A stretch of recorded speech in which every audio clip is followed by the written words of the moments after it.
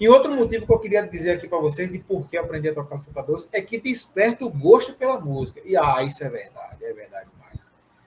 É, assim, música é comum, todo mundo escuta música. Todo mundo escuta, né? Qualquer pessoa que não tenha problema de audição ou que seja surdo, escuta música. Ainda assim, o surdo, né, ele tem acesso à música através do intérprete ali e tal, podem ter ali o contato com a vibração e tal. Mas a música, ela é presente nas mais várias culturas, né? Espalhadas por todo mundo, né? A música é um fenômeno universal. E aí, eu até quero aproveitar para destacar para vocês essa diferença de a música como fenômeno universal, que é totalmente diferente de uma linguagem universal. Porque linguagem ela é mais restrita. A linguagem ela acontece muito em um gueto, né, em uma comunidade, em uma sociedade específica, né, vamos dizer assim. Por exemplo, colocar aqui o Brasil. Por exemplo, a linguagem nossa, né, que a gente se comunica seria a língua portuguesa. Seria a língua portuguesa aqui. Então, o que acontece? Então, se a gente for, por exemplo, para, vamos colocar aqui para a Inglaterra, e lá as pessoas não souberem falar português, nós não vamos conseguir nos comunicar, né, por conta da linguagem ser diferente. Então a música acontece a mesma coisa. A música ela muda de lugar para lugar, de país para país e tal, de cultura para cultura. Somente aqui no Brasil, a gente tem diversas manifestações musicais, culturais, e isso é muito interessante, porque a arte, né, como mandato cultural, como um artefato cultural também, ela muda, né? A arte é uma representação daquilo que nós somos enquanto seres humanos. Então, por conta disso, que ela não é uma linguagem universal, não. Ela muda de lugar para pessoa. Ainda que nós venhamos a tocar a mesma coisa, se pegar uma partitura e dar para um músico aqui no Brasil, pegar essa mesma partitura e dar para um músico, sei lá, tipo no Japão, vai ser diferente a forma que vai soar, sabe? A melodia vai ser aquela ali, né? Que ela vai estar na partitura, mas o som, a sonoridade, a forma como ela vai estar apresentando aquele ali vai ser diferente. Justamente por conta disso, porque a música, enquanto manifestação artística, ela muda de lugar para lugar. O que acontece? Já enquanto fenômeno, sim, fenômeno é o que acontece em todo canto, né? E a música, ela é presente em várias culturas, ela está presente. Várias mesmo. Acho que eu não conheço, eu confesso a vocês que eu não conheço se há existe de alguma cultura que a música não se faça presente. Então, assim, e quando a gente aprende um instrumento musical, e aqui eu estou enfatizando bastante a flauta doce, né? O nosso olhar para a música muda. A gente não olha para a música com os mesmos olhos, sabe? É diferente, é diferente.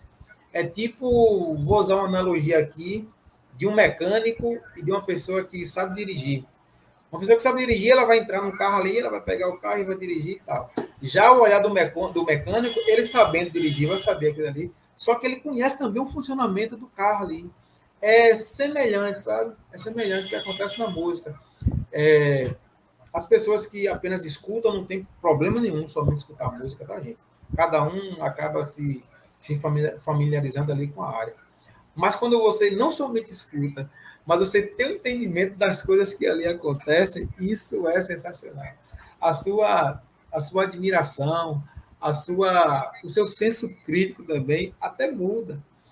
A sua percepção é outra quando você tem conhecimentos musicais. Você consegue identificar ali os elementos, a melodia, a harmonia, o ritmo que está ali acontecendo. Ó, a percussão está falando isso, a percussão está fazendo aquilo. É diferente, é diferente. Então, é totalmente diferente a pessoa que apenas escuta a música e uma pessoa que toca um instrumento musical, entende tudo o que está acontecendo ali também. Então, gente, esse é mais um dos motivos que eu queria colocar aqui para vocês de por que aprender a tocar flauta doce, né? Que é justamente esse despertar pelo gosto musical. Isso, para quem, como eu estava falando antes, para quem quer apenas iniciar, ter a flauta doce como esse instrumento de iniciação, é ótimo, vai lhe ajudar ali bastante nesse processo de musicalização, né? De entender todos os elementos da música ali. E se for para ir para um outro instrumento musical, ok. Ou ainda que seja para ser musicalizado, porque isso é muito importante, a pessoa ser musicalizada. E quando eu estou falando em a pessoa ser musicalizada, eu não estou dizendo que ela tem que ser um músico, uma musicista profissional, não. É musicalizada no sentido de entender o fenômeno musical enquanto manifestação cultural, né? Hoje em dia, até que tem muita política nas escolas, principalmente, de ter aula de música.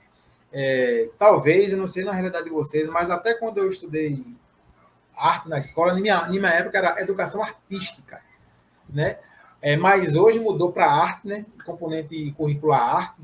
E o que acontece? A arte ela se manifesta ali basicamente em quatro grandes linguagens, que é a arte visual, a dança, o teatro e a música.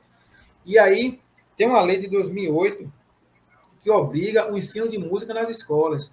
Só que o que aconteceu? Esse ensino de música nem sempre, na verdade, não é que nem sempre, né? Ele não necessariamente deveria acontecer com um professor especializado naquela área. Se você tivesse conhecimentos musicais, você podia dar aula de música, né? Porque a lei falava de ensinar conteúdos musicais. Só que aí surgiu uma lei em 2016 que faz com que obrigue, né, as escolas a ter um profissional licenciado em música, não somente em música, como nas outras linguagens artísticas, né? Que é na música, como já falei, o teatro, a dança e as artes visuais. Então, isso é muito legal, porque assim faz com que a gente entenda a arte em toda a sua complexidade, né? Ou pelo menos próximo disso. Porque não sei se foi o caso de vocês, mas quando eu estudava mesmo, as minhas aulas de arte eram basicamente ali bem centradas nas artes visuais. Era mais pintar, era mais fazer coisas desse tipo, né? Ou, de repente, apreciar ali alguma imagem e tal. Ou seja, era muito mais voltada às artes visuais. Então, hoje em dia, como tem essa obrigação de fazer com que as outras linguagens artísticas sejam contempladas e oferecidas aos estudantes, né? Então, isso nos ajuda a ter esse olhar mais amplo da arte e também mudar um pouco dessa cultura que a gente tem, né? Que infelizmente é enraizada até hoje. Quando a gente vai para uma escola mesmo, alguns estudantes acham que a aula de arte não é importante, não deveria ser. E é claro que tem a responsabilidade também de professor, muito por conta disso. E quando eu digo do professor, não especificamente o professor de arte em si, mas eu não quero culpabilizar o professor por isso, mas acontece muito, tipo assim, você é um professor de outra área e de repente você tem carga horária a cumprir e aí você acaba aqui pegando o componente curricular arte para complementar sua carga horária. E nisso, a arte em si acaba sendo desvalorizada, acaba sendo colocada num lugar ali de menor, né? E isso não é legal, não é legal. Então, com o advento dessa lei de 2016, ainda recente, é verdade, tem muita coisa para ser mudada, mas já dá uma nova perspectiva, né, desse olhar na arte. E a música está inclusa nisso tudo. Eu sou professor de escola pública, né, e eu fiz o concurso para professor de música. Isso é muito legal. Algumas prefeituras, né, ainda, alguns estados também, ainda usam da política de você fazer o concurso para professor de arte.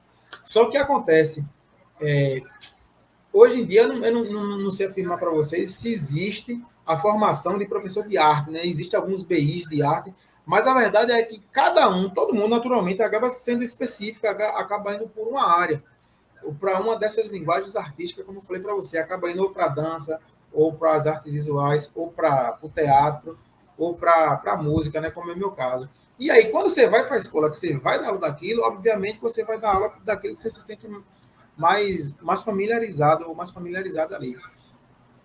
E isso, a depender do contexto, faz com que o aluno seja prejudicado. Porque enquanto o componente curricular está lá, arte, mas enquanto profissionais, nós nos capacitamos para uma linguagem daquela. E é natural, a gente não vai conseguir dar conta de tudo. Isso é normal, completamente normal. Então, assim, realmente é uma área que precisa de um olhar, sabe, mais adequado, um olhar mais preciso a respeito disso, né? Então, assim, essa todo esse equívoco, toda essa confusão, né, ajudou a proliferar como é que eu posso dizer assim para vocês, essa discriminação no ensino de arte na escola, né? Hoje, quando eu vou para a sala, a gente inicialmente entende ali a respeito das linguagens artísticas, o que cada uma delas trata, o que cada uma delas trabalha, e depois eu acabo focando nas aulas de música. E alguns estudantes até ficam admirados, assim, falam, oh, existe tudo isso, mas por que eu nunca vi isso antes? Então, isso é um processo, né? Eu creio que estamos nesse caminho de melhora. Isso é muito bom. E o que é que o estudo de flauta-doce tem a ver com isso tudo? Porque eu estava falando da questão da musicalização, de sermos musicalizados. Então, muito da proposta da educação musical na escola é justamente fazer com que sejamos sujeitos musicalizados, fazer com que a gente tenha esse olhar crítico a respeito de músicas ou do fenômeno musical, né, enquanto artefato cultural.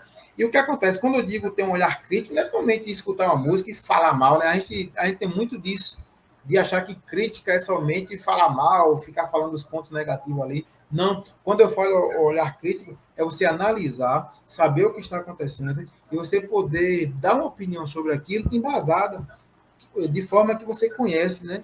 Aquilo que está sendo ali apresentado.